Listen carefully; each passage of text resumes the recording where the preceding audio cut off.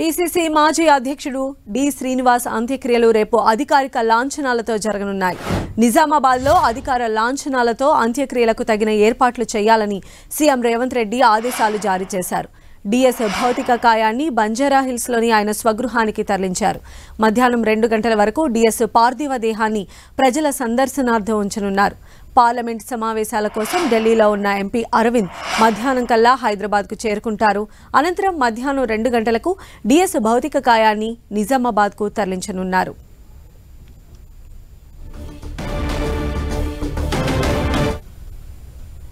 DS అంతిమ సంస్కారాలకు సంబంధించి ఏర్పాట్లు, అదేవిధంగా ఆయన భౌతిక కాయాన్ని ఎవరెవరు చూశారు, ఇప్పటివరకు ఎవరు చూడబోతున్నారనే అప్డేట్స్ అందించడానికి మా ప్రతినిధి ప్రతాప్ మనకు అందుబాటులో ఉన్నారు. ప్రతాప్. ఎస్ సంధ్య, నేను ప్రజెంట్ అయితే డిఎస్ నివాసం వద్ద ఉన్నాను.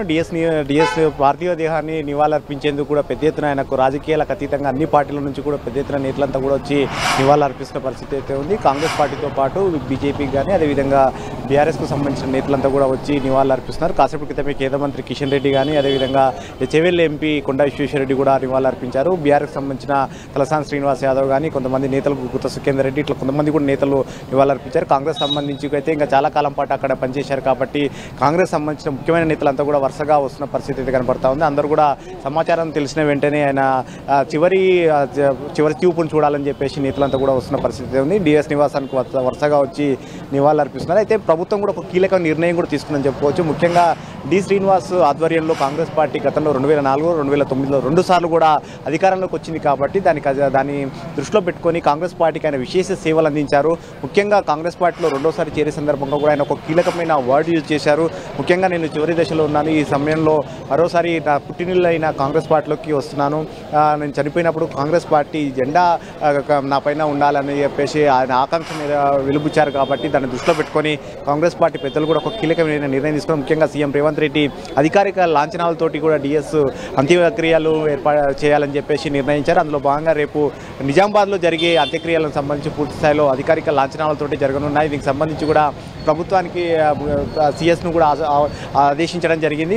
అధికారులంతా కూడా దీనికి సంబంధించి కూడా ఏర్పాటు చేస్తున్నారు. ముఖ్యంగా రేపు ఈరోజు సాయంత్రం మధ్యాహ్నం 2 గంటల వరకు ఇక్కడ వస్తారు. ఇక్కడ మధ్యాహ్నం 2 గంటల నుంచి కూడా నిజామాబాద్కు తరలిస్తారు. ముఖ్యంగా నిజామాబాద్లో ఆయన చాలా సేవలు అందించారు. నిజామాబాద్ నుంచే పలుసార్లు ఎన్నికయ్యారు కాబట్టి 3 సార్లు ఎమ్మెల్యేగా కూడా అక్కడ నిజామాబాద్ నుంచి ఎన్నికయ్యారు.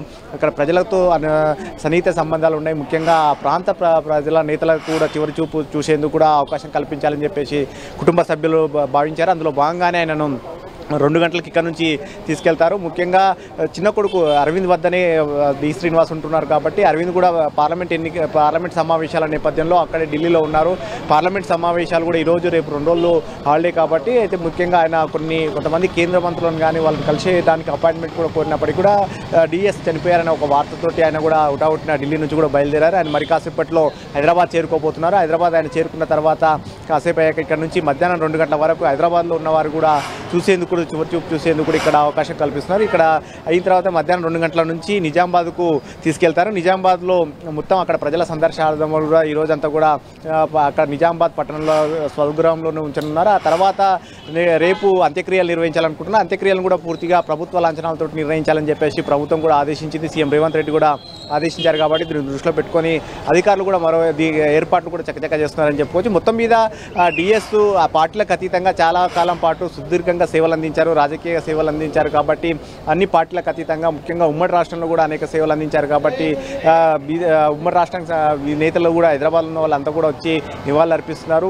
ముఖ్యంగా బీఆర్ఎస్ కానీ బీజేపీ, కాంగ్రెస్ అట్లా అన్ని పార్టీలకు సంబంధించిన ముఖ్యమైన నేతలు కూడా వరుసగా వచ్చి నివాళులు అర్పిస్తున్న పరిస్థితి. సో మొత్తం మీద ఈ డిఎస్కు ఇక్కడ 2 గంటల వరకు పార్థివ దేహం ఉంచుతారు. ఆ తర్వాత నిజామాబాద్ తీసుకెళ్లిన తర్వాత అక్కడ రేపు అధికారిక లాంఛనాలతోటి అంత్యక్రియలు నిర్వహించనున్నారు. సంజయ్.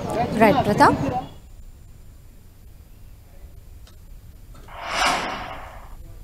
గతంలో వారు అనారోగ్యానికి గురైనప్పుడు మరి హాస్పిటల్లో కలవడం జరిగింది. కానీ అదృష్టవశాత్తు వారు కోలుకొని మరి ఈరోజు గుండెపోటుతో మరణించడం ఏదైతున్నదో చాలా దురదృష్టకరము. పెద్దలు డి శ్రీనివాస్ గారు ఇక లేరు అని చెప్పడానికి ఎంతో బాధపడతా ఉన్నాము. వారి మృతికి నేను భారతీయ జనతా పార్టీ రాష్ట్ర అధ్యక్షుడిగా, కేంద్ర మంత్రిగా ప్రగాఢమైనటువంటి సంతాపం వ్యక్తం చేస్తూ ఉన్నాను. ధర్మపురి అరవింద్ గారికి, వారి ఇతర కుటుంబ సభ్యులందరూ కూడా మరి ఒక సానుభూతి వ్యక్తం చేస్తూ ఉన్నాను. ఈ కష్టకాలంలో భగవంతుడు వారికి ధైర్యం ఇవ్వాలని, డి శ్రీనివాస్ గారి యొక్క ఆత్మకు శాంతి చేకూరాలని భగవంతుని ప్రార్థిస్తున్నాను.